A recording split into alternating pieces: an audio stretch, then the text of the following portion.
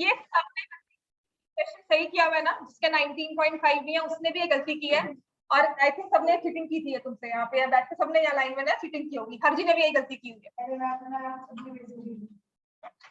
तुमने किया ही, क्या लिखा है इसको अब यार,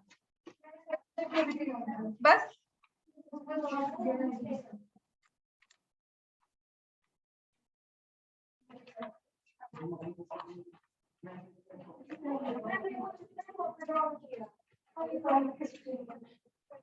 तुम्हारा सही है, तुमसे किसी ने कॉपी नहीं किया, क्योंकि सबका गलत है, किसी ने गलत तरह से कॉपी करके सबने चेप दिया, या फिर कॉन्सेप्ट गलत है दिमाग में हमारे।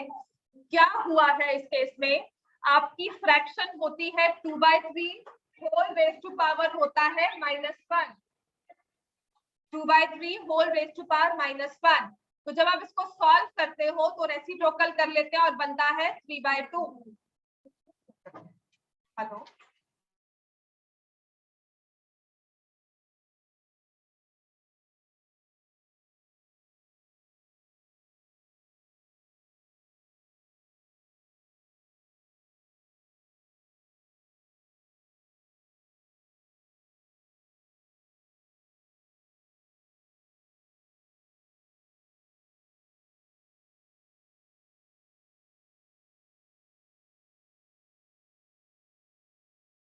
हमारे पास ये है 2/3 होल रेज टू पावर -1, जिसको सॉल्व करते हो तो बन जाता है 3/2। यहाँ पर नेगेटिव पावर किसकी है, बोलो 6, तो रेसिप्रोकल किसको करेंगे, लेकिन हम क्या कर रहे हैं, हम कर रहे हैं, ये बन गया 6²/4, बेचारे 4 को ऐसे ही हिला दिया, उसको तो नेगेटिव पावर भी नहीं है, उसका कोई कसूर ही नहीं है।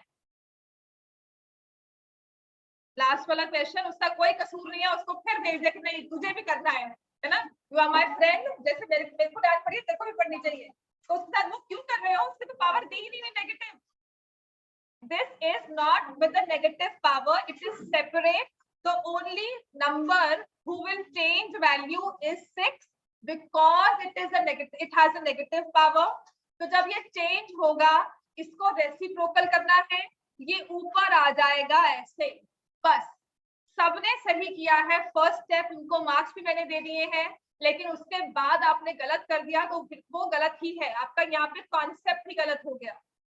समझ में आ गया, जो नंबर नेगेटिव पावर के साथ है सिर्फ वो ही हिलेगा, बाकी को क्यों हिला रहे हो, है ना, बाकी को क्यों छेड़ रहे हैं, हमारा नेगेटिव पावर सिर्फ 6 के साथ है, तो हम सिर्फ इसी को छेड़ेंगे, we will not move 4 anywhere, it is in the numerator. और मूवमेंट भी कैसे होती है, अगर न्यूमरेटर की नेगेटिव पावर है तो it goes in the denominator, अगर डिनोमिनेटर की नेगेटिव पावर है तो it goes in the numerator, यही होता है ना। और अगर दोनों की नेगेटिव पावर है तो दोनों ने, ये ऊपर चला गया तो बन गया d, ये नीचे आ गया तो बन गया n।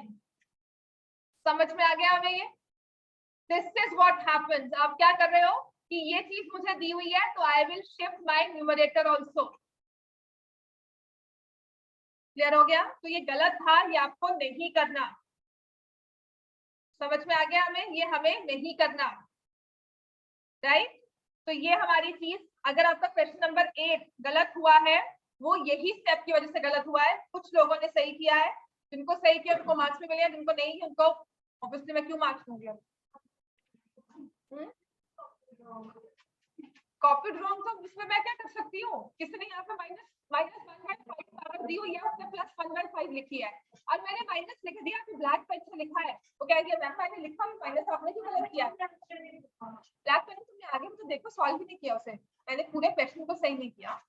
ठीक है, समझ में आ गया ये चीज, मेक श्योर। हाँ, कॉपी ड्रॉइंग जो है बेटा वो बहुत बड़ी एक गलती है जो ठीक करनी है हमें, राइट। चलो, हाँ ये क्वेश्चन हो गया राजा साहब, ये क्वेश्चन अब टेस्ट पेपर में समझ में आ गया हमें, राइट। आपको इस टेस्ट पेपर में फोकस करना है अपने कॉन्सेप्ट पर, कि आपको कितना आता था, कितना नहीं आता था, सॉल्व करके क्या हमें सीखना है, और वो चीज हम करेंगे। Will focus on our concept. Second thing, different type of questions में एक चीज जो मुझे अब करवानी थी वो आज करवा देती हूँ, उसके बाद will start with line drawing. सिर्फ एक ही कॉन्सेप्ट करवाऊंगी क्योंकि वो क्वेश्चन आपके उसमें आ रहा है। ये ना भूमिका ने भी एक वर्कशीट भेजी है, ग्रुप में भेजी है, मुझे भेजी है आपने, गुड, वेरी गुड। ये ना बैच बड़ा अच्छा है, सब जो चीज है ग्रुप में डालो, वरना ना पर्सनल भेजते थे, फिर मैं उसको आगे फॉरवर्ड करती थी, उन्हें हम ग्रुप में नहीं डालेंगे, शर्म आती थी, मतलब नॉट बिकॉज की नहीं शेयर करना नहीं है।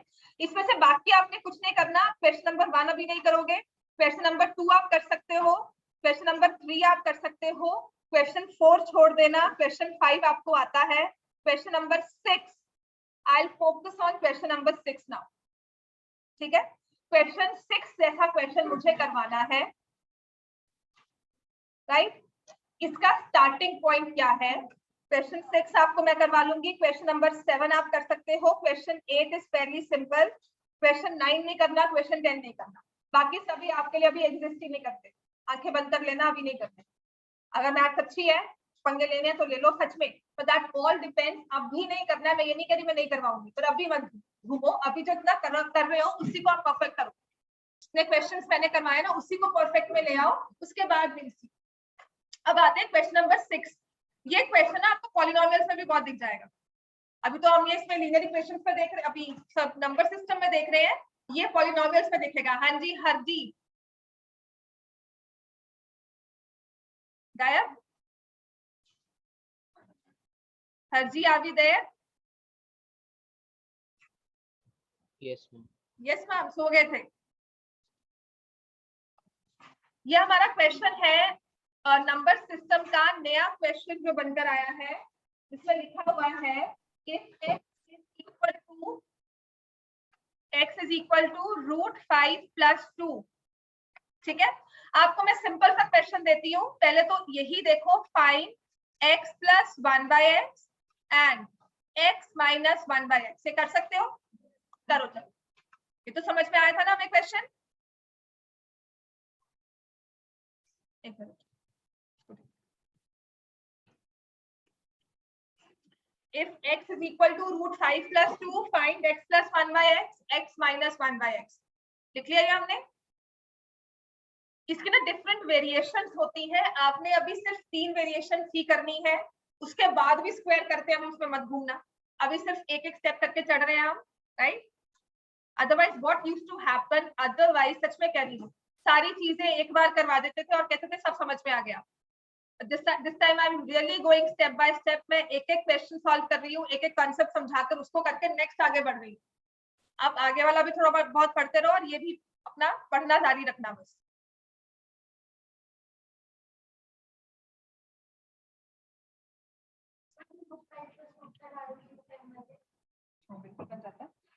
तो हमारे पास है x is equal to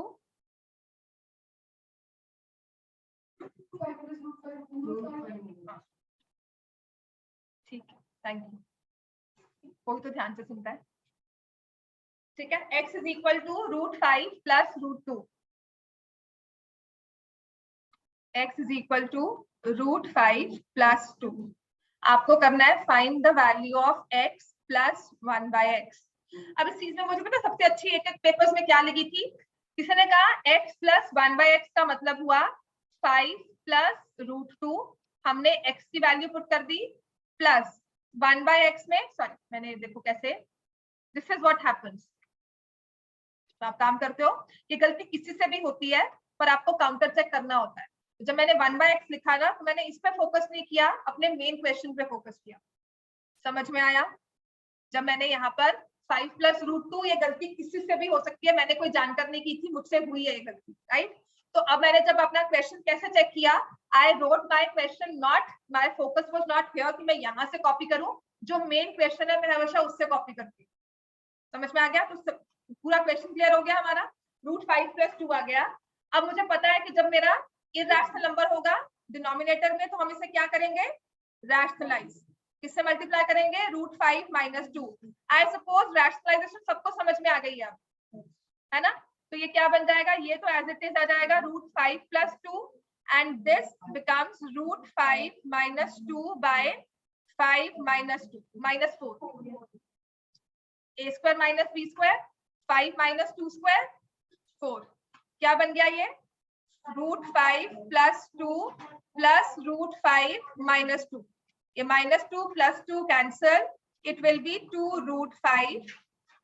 This is value of what, x + 1/x, clear हो गया? अब ऐसे ही एक बार कोशिश करो और मुझे बताओ what is the value of x minus 1/x, x minus 1/x।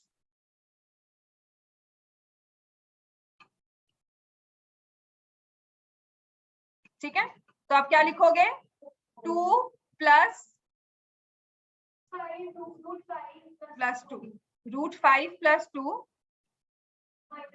Minus अपने 1/x को तो सॉल्व किया हुआ है, तो ये हो जाएगा √5 माइनस 2। इसे आप लिखोगे √5 प्लस 2 माइनस √5 प्लस 2। तो √5 cancel, answer will be equal to 4। मैंने आपको यहाँ तक क्वेश्चन प्रैक्टिस करवाए थे 2-3 कि अगर हमें x की वैल्यू दी हो और उससे हम 1/x की वैल्यू निकाल सकते हैं, and then we can find x plus 1/x, जो कि आया था इक्वल टू 2√5। It was 2√5। हमने निकाला x minus 1/x which is equal to. अब इसका सेकेंड स्टेप क्या होता है? आपका क्वेश्चन ये नहीं होगा फाइंड x प्लस 1/x, आपका क्वेश्चन आता है फाइंड, फर्स्ट लिखो, फर्स्ट प्रॉब्लम होती है x² प्लस 1/x²।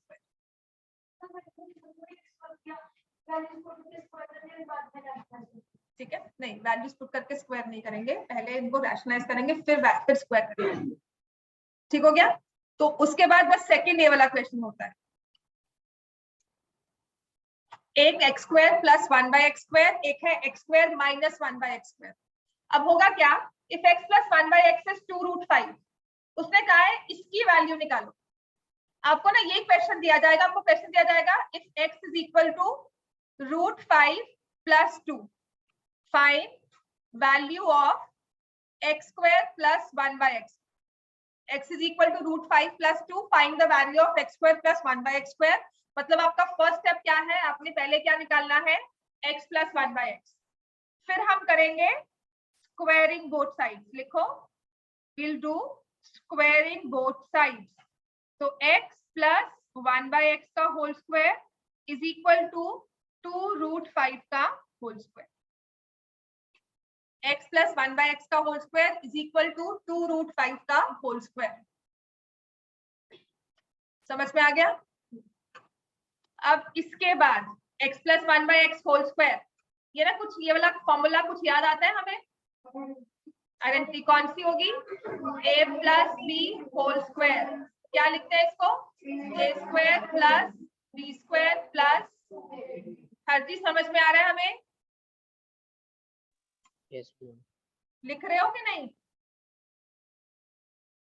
कुछ नहीं काम करो, ऑनलाइन क्यों आए आज?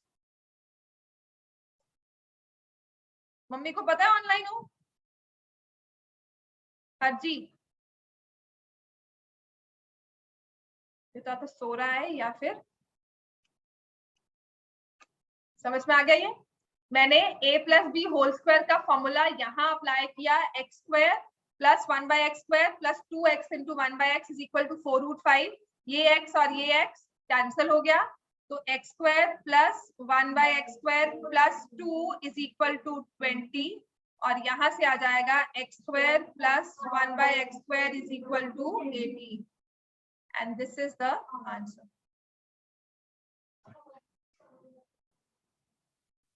समझ में आ गया? अब आपको यही वाले क्वेश्चंस प्रैक्टिस करने हैं। आपको कुछ नहीं करना, आपको x की वैल्यू दी होगी, you will find 1/x, rationalise करना है, then x plus 1/x, then squaring both sides. ये 3-4 स्टेप्स आपको याद करने हैं जो लिखोगे आप, राइट? एक क्वेश्चन और ले लो, इसमें लिखो x is equal to √3 plus √2, find value of x² plus 1/x²। ये आप खुद सॉल्व करोगे।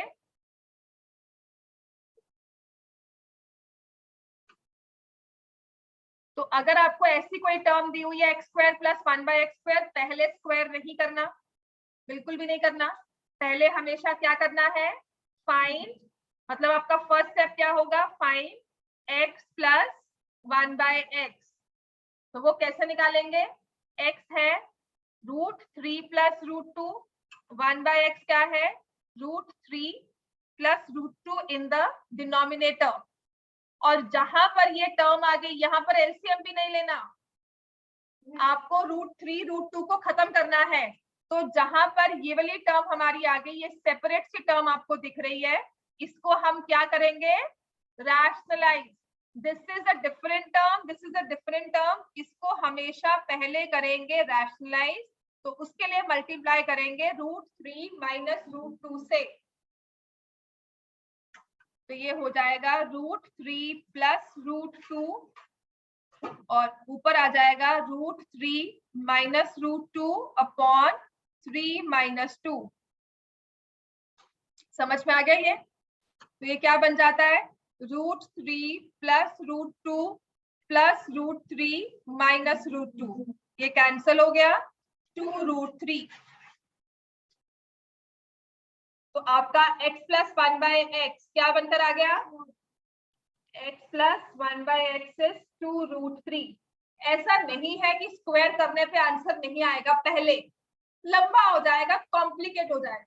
यहाँ एलसीएम लोगे तो आंसर नहीं आएगा, आएगा बकायदा आएगा, लेकिन कॉम्प्लिकेट होगा, कैलकुलेशंस होंगी, आपकी कैलकुलेशन स्ट्रांग है, आपकी मैथ स्ट्रांग है, आप ऐसे करते हो कर लो।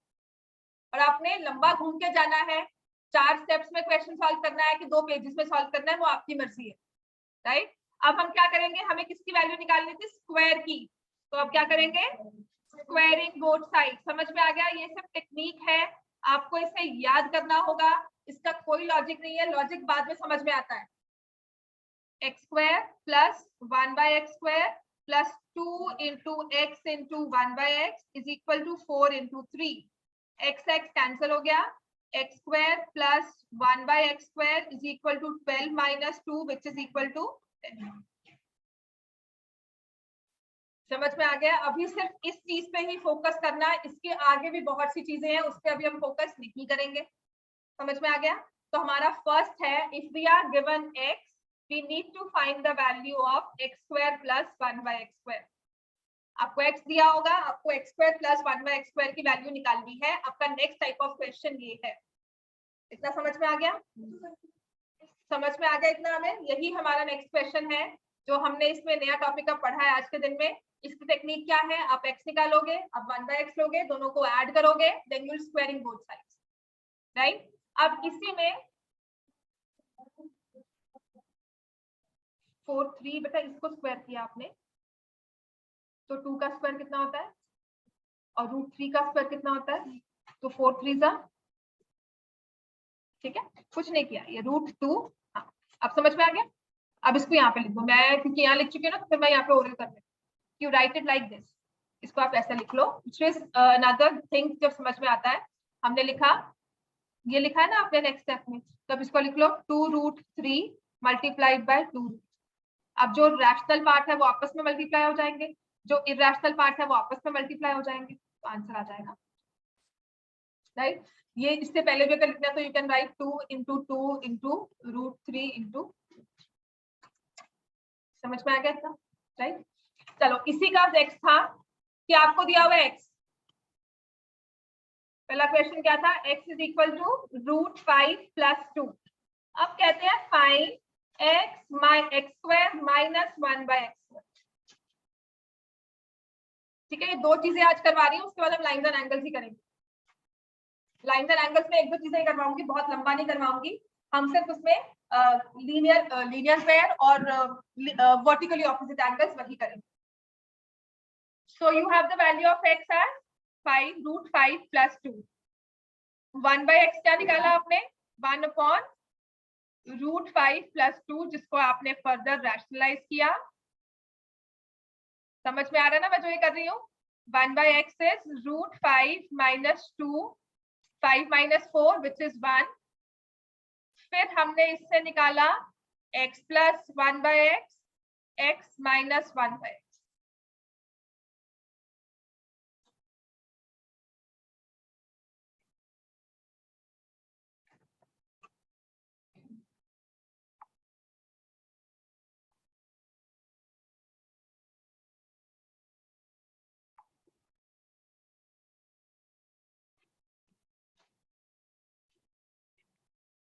ठीक है, So what is x plus 1 by x? Root 5 plus 2 plus root 5 minus 2. यही करते थे आप. ये दोनों कैंसिल हो गया, ये बन गया 2 root 5. What is x minus 1 by x? Root 5 plus 2 minus root 5 plus 2. Root 5 cancel हो गया 4. अब आप मुझे बताओ क्या x square minus 1 by x square की वैल्यू आ सकती है? क्या करेंगे?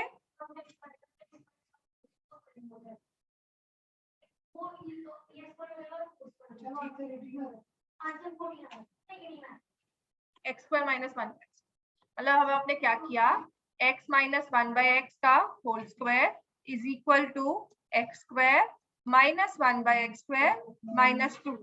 ये होता है. a minus b whole square क्या होता है भाई? a square plus b square minus 2ab. यही होता है ना.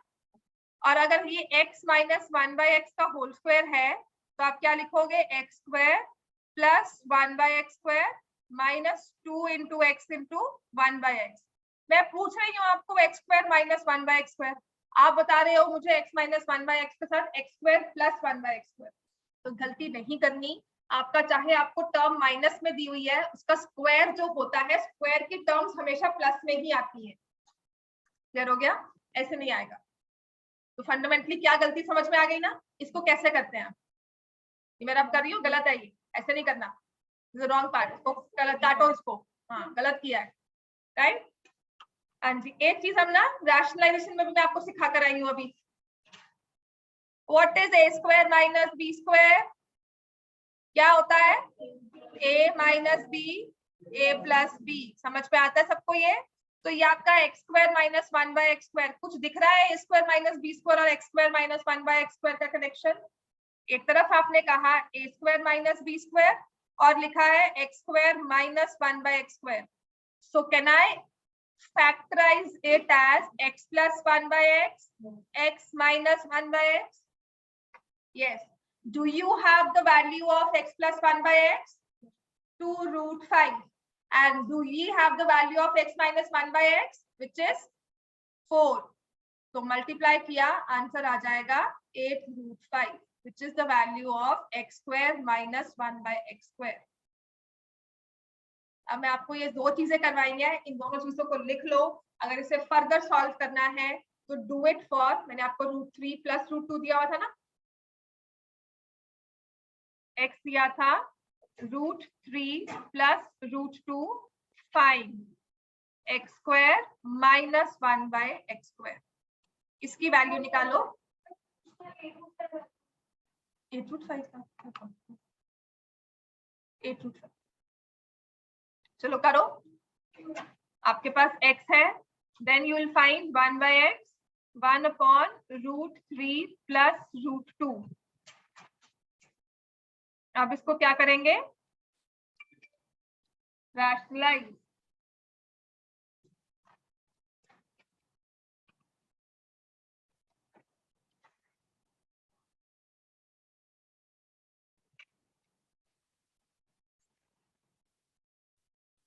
So now you have x plus 1 by x, √3 plus √2 plus √3 minus √2.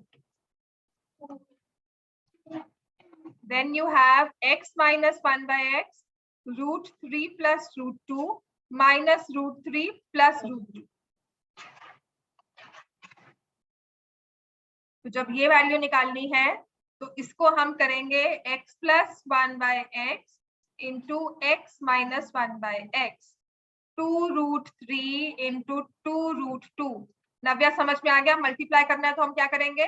2 और 2 मल्टीप्लाई होगा, क्या बन जाएगा? 4. √3 और √2 मल्टीप्लाई होकर क्या बन जाएंगे? √6. सम नहीं होता लेकिन प्रोडक्ट में रूट्स मल्टीप्लाई हो जाती हैं. समझ में है ना? क्यों क्या होता है कि आपने क्या किया था? 3 raised to power 1 by 2, 2 raised to power 1 by 2. Powers are same, bases are multiplied with the common part. समझ में आ गया? अब इस क्वेश्चन को ना आपका होमवर्क आज का यही होगा, यही 2 क्वेश्चन सेम 2 बार तो करना. रटना है इसको, रट्टा मारना मैं नहीं कहूंगी, समझना है इसको, मत समझो. नहीं समझ में आता है रट्टा मारना है, ये ऐसे होता है, ठीक है। 2 महीने रट्टा मारोगे ना, तीसरे महीने अपने आप समझ में आएगा, क्योंकि पॉलिनोमियल्स में भी सेम चीजें चलती रहेंगी, उसमें क्यूब भी आ जाएगा, फिर उसमें आपको डिग्री 4 भी आएगी, स्क्वायर का आगे स्क्वायर करना है, राइट। तो ये रट्टा ही मारना है। आज आपका होमवर्क है, डू दीज 4 क्वेश्चंस हो गए, है ना। एक x + 1/x² इसके साथ, एक x² - 1/x² इसके साथ, सेम 2 क्वेश्चन सेम वैल्यूज के साथ, डू 2 टाइम्स ईच, मतलब 4 क्वेश्चंस है आपके पास, ठीक है। हर एक क्वेश्चन को 2 बार करना है, सीरियसली रट्टा ही मारना है। मैं आपको ऑन रिकॉर्ड कह रही हूँ कि रट्टा मारो। मैथ्स में रट्टा नहीं होता, लेकिन रट्टा इसमें मारना होगा। अभी 2 महीने रट्टा मारोगे ना, रटोगे इसको कि ऐसे करते हैं, ऐसे करते हैं, जैसे टेबल्स रटे होते हैं, है ना। टेबल्स का भी कोई लॉजिक नहीं होता, रटना ही होता है उसको। वो बाद में टेक्निक सिखाते हैं कि 1 2 3 4 ऐसे लिख दिया, फिर उसको 3 2 4 ऐसे लिख दिया, वो बाद की बातें हैं। लेकिन जब हम बोलते हैं 9 8 जा, तो लॉजिक काम नहीं आते। हाँ, तब क्या आता है, रट्टा मारना का काम आता है। तो वही चीज यहाँ करनी है। Why what I say is, आप पहले इस मेथड को याद करोगे कि ये स्टेप है, उसके बाद हम उसे समझते हैं। समझ में आ गया? पहले उसको समझोगे कि इसको ऐसे करना है। जब आपके दिमाग में बैठ जाएगा ना, रास्ता बैठ जाएगा, तो अपने आप समझ में आएगा कि दूसरा रास्ता क्या ले सकते हैं, राइट। तो फर्स्ट आपको यही करना है, रट्टा मारना है। आ जाओ बेटा, फाइनल्स में आने नहीं चाहिए, टीचर्स को कुछ भी डाल सकते। 9th का पेपर है ना, यही होता है 9th के पेपर में। स्कूल्स अपनी मर्जी, टीचर्स अपनी मर्जी करते हैं, राइट। क्यों करते हैं मुझे नहीं पता, बट वो एक बैठा हुआ है मन में, विचार बैठा हुआ है, जो मर्जी कह लो, कि व्हेन यू हैव, क्या था, ऑल,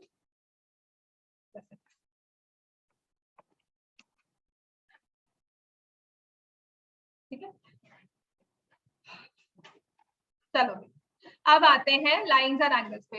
इसलिए बैठा हुआ है क्योंकि सबने अपनी एक्स्ट्रा क्लासेस रखी होती है, कोचिंग रखी होती है, सब फिर मैम करके आए हैं, वहां करके आए, बच्चे तंग कर रहे हैं, इनको ये दो ताकि ये और कंफ्यूज हो और हमारा सिर खाएं। हाँ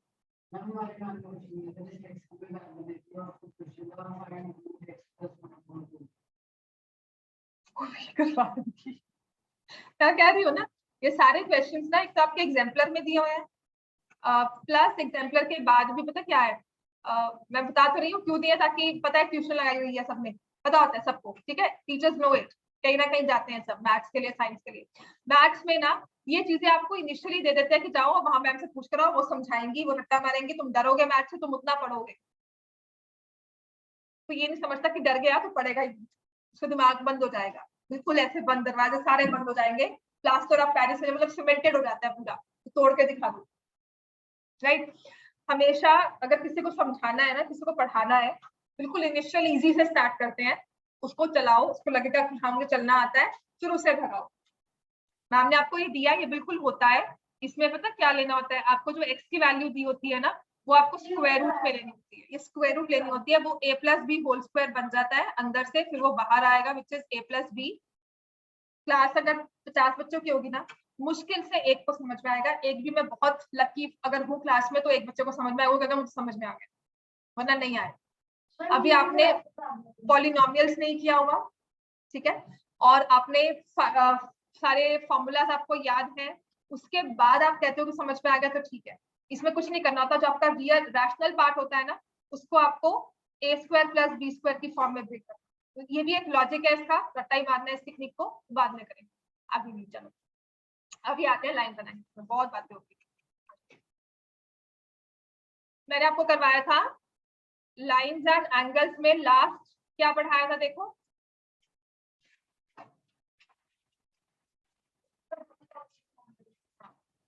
ठीक है। अभी ना मेरे दिमाग में आया कि कभी आपसे क्वेश्चन इसमें आएगा जिसमें कंफ्यूज होते हैं कि लाइन बनती है कि स्ट्रेट लाइन नहीं बनती है, तो अपना स्केल लेकर बैठना है। स्केल से जब आपको एंगल कहा जाता है, तो हमेशा आप देखोगे कि क्या वो वर्टिकली ऑपोजिट एंगल के साथ बन रहा है या सिंपल सा कोई बन रहा है। अच्छा एक चीज और बात करो, कोऑर्डिनेट में मुझे आपको करवाना है मिरर इमेज, देख लो वो आ जाता है क्वेश्चन, वो ना आप, हाँ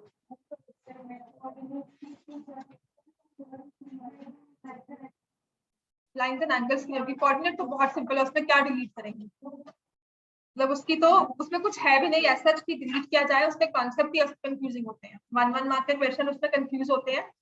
दूसरी लिख लो, कोई भी लिख लो, मुझे बाद में याद करवाना जब मैं कोऑर्डिनेट रिवाइज करवाऊंगी। मिरर इमेज करवानी है, वो इंपॉर्टेंट है। वो कहीं नहीं दिया हुआ, आपकी टेक्स्ट एनसीईआरटी में नहीं दिया हुआ, वो आपके एग्जाम्पलर में भी कोई क्वेश्चन नहीं दिया हुआ। पता नहीं लैब मैनुअल में है या नहीं है, मैंने चेक किया था लैब मैनुअल में नहीं है, पर फिर भी स्कूल में क्वेश्चन आता है। और सीबीएसई ने भी डाला हुआ है बोर्ड्स में, फाइनल बोर्ड्स में, वो भी 10th के 1 मार्क का क्वेश्चन। बिल्कुल मुश्किल कॉन्सेप्ट नहीं है, बहुत इजी है, पर कहीं नहीं है तो इसलिए हो जाता है कि कैसे करवा सकते हैं इसको। पर आपके फाइनल पेपर में ही जब आ गया, बोर्ड्स के पेपर में ही आ गया, तो फिर क्यों नहीं करवाएंगे। ठीक है, लाइन्स एंड एंगल्स, हमने डिफरेंट टाइप ऑफ एंगल्स का पढ़े थे हमने। इसमें जो फर्स्ट हमें थ्योरम करनी है, व्हिच इज थ्योरम 6.1।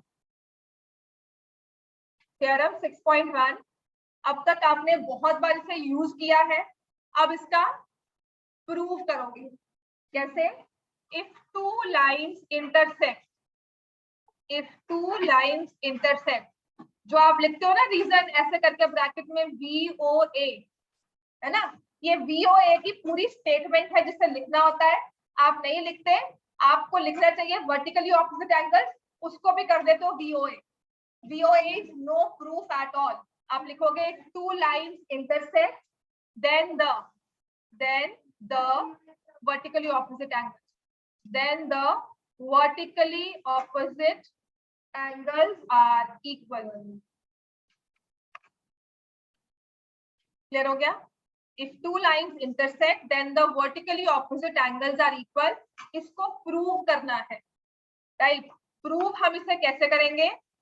जब भी किसी थ्योरम को प्रूव करना होता है ना, the first thing that we need to do is we draw the diagram of that theorem। उसके पहले हम एक डायग्राम ड्रॉ करेंगे कि वो कह क्या रहा है, उसको इंग्लिश के टर्म्स से ज्योमेट्री के टर्म्स पे लेकर आएंगे। इंग्लिश से हटाकर अब उसको अपने ज्योमेट्री के टर्म्स में लेकर आएंगे। किसकी बात की गई है इसमें? लाइंस की। लाइंस क्या कर रही है? Intersect. so that means I need to draw two intersecting lines। Theorem बात कर रही है लाइंस की, और वो कौन सी लाइंस है? Intersecting lines.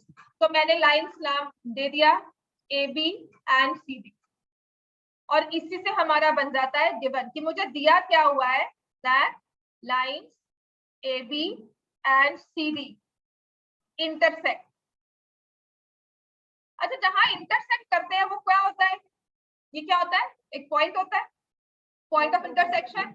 इसको भी नाम दे दो, इसको भी अच्छा लगेगा। तो हम दे दिया हमने intersect at, right. This is how we form our question, this is how we write our solution. हम जब भी ज्योमेट्री लिखेंगे ना, 2 मार्क्स का क्वेश्चन को छोड़ देना है, 1 मार्क में तो बिल्कुल छोड़ देना, लिख कर आना है गिवन टू प्रूफ 3 और 4। प्रॉपर मार्क्स होते हैं। लिखने के मार्क्स चाहे ना मिले, नहीं लिखने के मार्क्स जरूर कट जाते हैं। आपने क्वेश्चन सॉल्व नहीं किया, फिर लिख कर आ गए, टीचर का थोड़ा सा मूड अच्छा हुआ या कुछ भी उसको ठीक लगा तो वो आपको मार्क्स दे देगी, जरूरी नहीं है। नहीं लिखोगे, प्रूफ लिख दिया, नहीं लिखोगे, मार्क्स जरूर काटेगी। गिवन क्यों नहीं लिखा, टू प्रूफ क्यों नहीं लिखा, ठीक है। इसने कहा है given lines AB and CD intersect eight, तो फिर ये तो मुझे बता दिया, तो मुझे प्रूफ क्या करना है? Vertically opposite angles are equal. तो सबसे पहले तो मैं स्पॉट करूंगी वर्टिकली ऑपोजिट एंगल्स कौन से हैं। So if I see these two intersecting lines and I see how many angles are formed? 4 angles are formed। सबसे आसान होता है मैं इन एंगल्स को नंबर कर लेती। आपको नहीं करना, आपको नाम लिखने हैं, बिल्कुल लिखो। हाँ, यहाँ 1 2 3 4 लिखकर यहाँ नहीं लिखोगे, पूरा क्वेश्चन गलत हो जाएगा। If you are using numbers, mark your diagram also with the respective number, ठीक है। और काफी बार क्या होता है, डायग्राम यहाँ है, प्रूफ यहाँ है, मतलब मैम ऐसे पलटी मार के देखिए। प्लीज अपने डायग्राम और अपने प्रूफ को कोशिश करो एक ही पेज पर एडजस्ट करो। आपके आमने सामने ऐसे फ्लैप में हो सकते हैं, but don't make it one here one that. आपको भी दिक्कत आएगी, जो टीचर चेक करता है उसको भी प्रॉब्लम आती है, राइट। तो कुछ चीजें क्या होता है वो ओवरलुक कर जाते हैं, गलत कर देते हैं, कुछ समझ नहीं आया ना, उन्होंने सारा क्वेश्चन कैंसिल करके चले आया। मैं बोर्ड्स की बात कर रही हूँ, बाद में तो रिवैल्यूएशन जो मर्जी करवाते रहो, बट इनिशियली एक बार तो मार्क्स वो बन के आ जाते हैं। क्लियर हो गया? So two lines intersect, AB and CD intersect at O। Proof क्या करना है? To prove vertically opposite angles are equal, ये तो हमारी इंग्लिश है। मैथ्स में क्या कहा, वर्टिकली ऑपोजिट कौन से बने, 4 एंगल्स थे। अगर मैंने एंगल 1 को देखा तो इसके वर्टिकली ऑपोजिट में कौन सा है, 3। Everyone clear with this? तो मुझे प्रूव करना है एंगल 1 और एंगल 3 क्या है, इक्वल। दूसरा क्या है, अगर एंगल 2 है तो उसके साथ क्या है, 4, and angle 2 is equal to angle 4। दोनों के दोनों पेयर प्रूव करने होते हैं, तो ये एक नहीं मानना और ये नहीं कहना कि एक ट्रू है तो दूसरा भी ट्रू होगा, दोनों पेयर हमें प्रूव करने, ठीक है। तो हम दोनों लिखेंगे to prove angle 1 equal to angle 3, angle 2 equal to angle 4। कोई कंस्ट्रक्शन नहीं है, बहुत इजी प्रूफ है। अब नेक्स्ट आएंगे हाउ वी विल प्रूव। अब मैं इसमें फिगर को अगर छुपा दूं, है ना, और बिना फिगर के मैं क्वेश्चन सॉल्व कर रहा हूँ, कुछ समझ में आएगा, ऐसे सॉल्व हो जाती है, आएगा समझ में? तो आप क्यों नहीं फिगर ड्रॉ करते फिर? तो पेपर में की हुई है ड्रॉ, क्वेश्चन पेपर में, तो why should I draw here? Paper में आपके आंसर शीट में भी आपको ये फिगर ड्रॉ करनी है। Next is my proof. Proof में हम यूज करते हैं कॉन्सेप्ट ऑफ लीनियर पेयर, ठीक है। अब लाइन पे कॉन्सेंट्रेट करो, लाइन है सीडी। सीडी लाइन पे कौन से दो एंगल बनते हैं? हाँ, 1 2, और इनका रिलेशन क्या होगा सीडी लाइन पर? सीडी, चारों एंगल कौन से बन रहे हैं इकट्ठे वाले, क्या लोगे? 1 2। सीडी लाइन पर हमारे साथ बन रहे हैं 1 2 या फिर 3 4। तो मैं पेयर 1 2 का क्यों लूंगी, क्योंकि ये क्या है, 1 प्लस एंगल 2 क्या बन जाता है, 180 degree. What is the reason? Linear pair, दो एंगल्स हैं, तो I can directly write linear pair. Angle 1 equal to angle 2, या लिख सकते हो CD is a straight line. इसके ऊपर लिखना है ना क्या रीजन होगा, तो I write CD is a straight line, therefore angle 1 plus angle 2 is equal to 180 degree. अब ऐसे ही देखो, एक एंगल 1 लिया, एक एंगल 2। अब जो दूसरा लीनियर पेयर लिखेंगे ना, उसमें एक एंगल कॉमन चाहिए, या एंगल 1 या एंगल 2। मैं लिख रही हूँ AB is a straight line, you also know AB is a straight line, also यहाँ पे लिख दिया। Therefore angle 2 plus angle 3 is 180 degree। Linear pair समझ में आ गया? मैंने एंगल 1 और एंगल 2 लिया, तो एंगल 2 लिया था तो उसके साथ देखा 3, एंगल 2 के साथ 4 नहीं बना दिया। या फिर हम क्या लेंगे, एंगल 1 एंड एंगल 4। समझ में आ गया? हमने दोनों में से कोई एक एंगल लिया है ना, एक लाइन के साथ दूसरी लाइन पर वो एंगल कॉमन लेना है हमें। तो I take AB is a straight line, angle 2 plus angle 3 is 180 degree. This is statement 1, this is statement 2. And when I write from 1 and 2, angle 1 plus angle 2 is equal to angle 2 plus angle 3. ये समझ में आता है? ये आपकी Euclid geometry है कि हमने क्यों कहा एंगल 1 प्लस एंगल 2 का सम 180 है, एंगल 2 प्लस एंगल 3 का सम 180 है। तो मैं क्यों कह रही हूँ कि एंगल 1 और एंगल 2 प्लस एंगल 3 का सम आपस में इक्वल होगा। ये बेटा लॉजिक जो बने थे जब मैथ्स शुरू हुई थी, राइट, व्हिच वी से जब नहीं राजे, ये बेसिक्स ऑफ मैथ्स है, आपके मैथ्स यहीं से शुरू हुई थी। आपने जब ये चीजें प्रूव की होंगी, आपने कोई ऐसे डिराइव नहीं किया होगा, आपके फिनोमेनास बनते थे। आपने अगर पढ़ा हुआ है, एंशिएंट टेक्स्ट पढ़े होंगे, तो वहां पर ये कोई टेक्नोलॉजी नहीं थी, कोई इंटरनेट नहीं था, कोई गूगल नहीं था कि सर्च किया, है ना, और कोई टेलीस्कोप्स बड़े बड़े आप जो कहते हो कि नहीं थे, but they still had sundial, they still had clock, they knew about time, and they derived the solar system में 9 planets है, sun is the center, gravitation discover हुई, क्यों हुई है, राइट। तो वो हमारे स्टार्टिंग पॉइंट्स हैं, हम ये नहीं कह सकते बेकार की चीजें हैं, इतने सालों से यूज कर रहे हैं तो लॉजिक बन गया। लेकिन कहीं से स्टार्ट हुआ, जो स्टार्टिंग पॉइंट था उसको बोलते हैं Euclid geometry.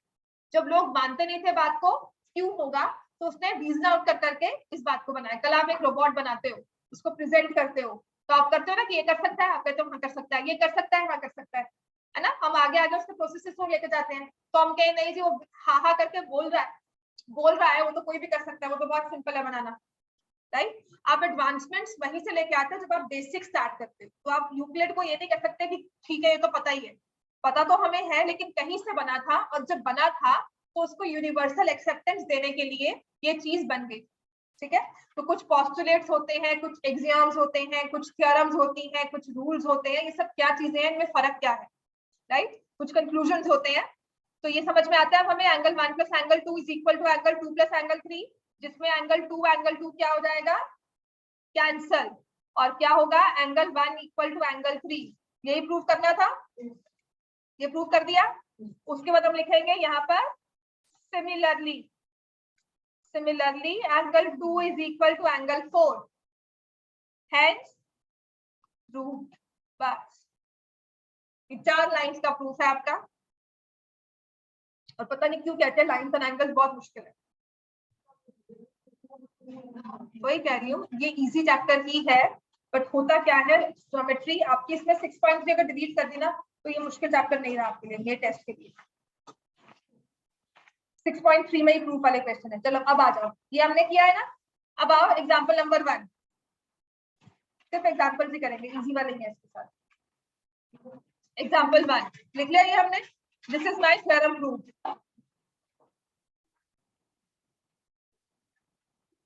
Next will come to example 1 which says, पढ़ो फुल।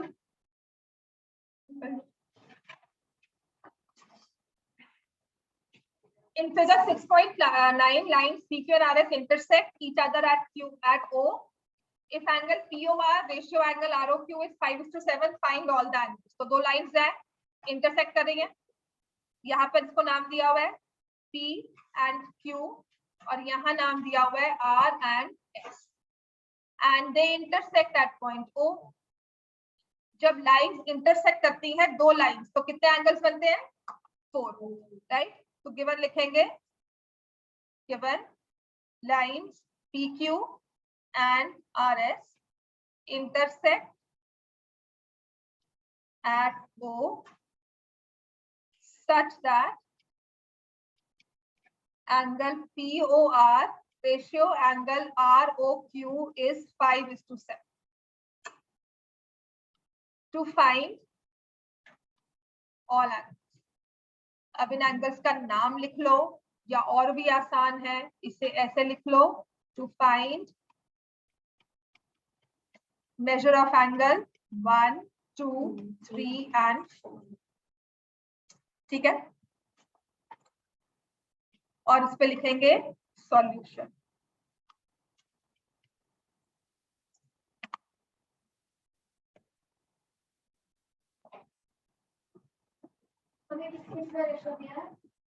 देखो पढ़ो बुक में। चलो, next thing which I concentrate which I come over here is, दो ही चीजें हमने की हैं, एक तो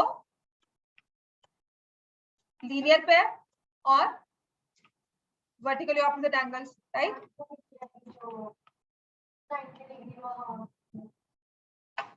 डिग्री का हाफ होता है, कॉम्प्लीमेंट्री एंगल्स, सप्लीमेंट्री एंगल्स, ठीक है। टू लाइंस इंटरसेक्ट, एक लाइन पर एक रे जा रही है, या तो बनेगा लीनियर पेयर, राइट। तो लीनियर पेयर कौन से बनते हैं, PQ is a straight line, तो मेरे पास आ गया angle 1 plus angle 2 is 180 degree which is linear. Ratio कौन से एंगल की दी हुई है, POR ये वाला एंगल, और ROQ क्या पे है, ये वाला एंगल। अरे तो 3 और 4 है, रेशियो इन दो एंगल्स की दी है, तो मैंने इन दो एंगल्स को पहले अपने डायग्राम में स्पॉट किया, कहां पर है, ये बन रहे हैं एंगल 3 और एंगल 4।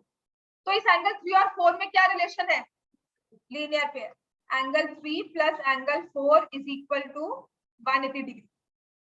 समझ में आ गया। तो इस जो मेरा 1 प्लस 2 है ना, मतलब वो काम का नहीं रहा, इतना क्लियर हो गया। उसको मैं लिखूं चाहे ना लिखूं, अब यहाँ पर ना सिर्फ काटा मत मारा करो, लिख दिया तो क्या हो गया, लिखा दो, काट कर क्यों उसको नीटनेस को अपनी खराब कर रहे हो, राइट।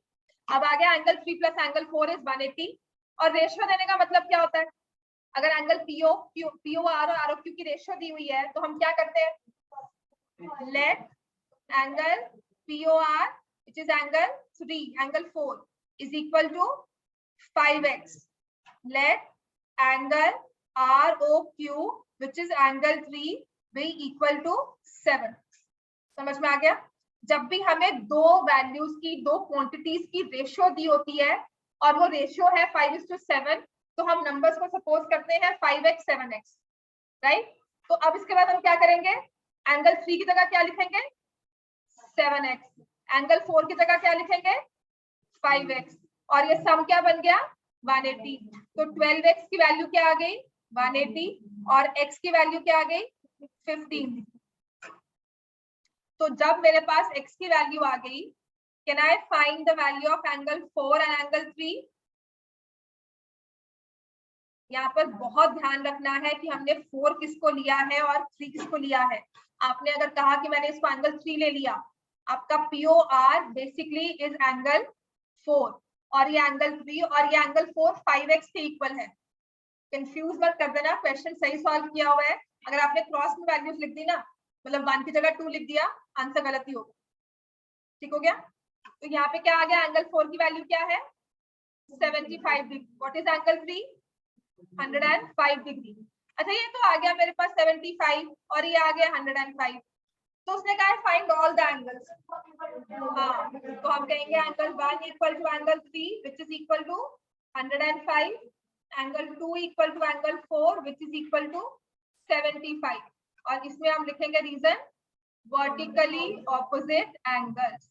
मेरे पास यहाँ पर, because I wanted to get my diagram inside the screen, that's why मैंने यहाँ पर इसको इन बिटवीन लिखा है। ये आपके नेक्स्ट स्टेप्स में आ रहा है, ऐसे नहीं लिखना कि इसको साथ में इसको एक रीजन लिखना है। समझ में आ गया इतना में? ठीक है, एक बार इसका एग्जाम्पल 2 देख लो। चलो बस 1 मिनट का काम है, just see through your example number 2। और जितने भी आपके मैं क्वेश्चंस करवा रही हूँ, मेक श्योर एक बार घर पे जाकर ये वाले क्वेश्चंस देख लोगे, इजी ही रहेगा। एग्जाम्पल 2 भी नहीं, चलो कल ही करेंगे, अभी नहीं, लंबा ही जाएगा ये। एग्जाम्पल 2 3 नहीं, क्लास में करवाऊंगी। आपके होमवर्क में नंबर सिस्टम है और ये 2 एग्जाम्पल्स, ठीक है, एक थ्योरम और एक एग्जाम्पल।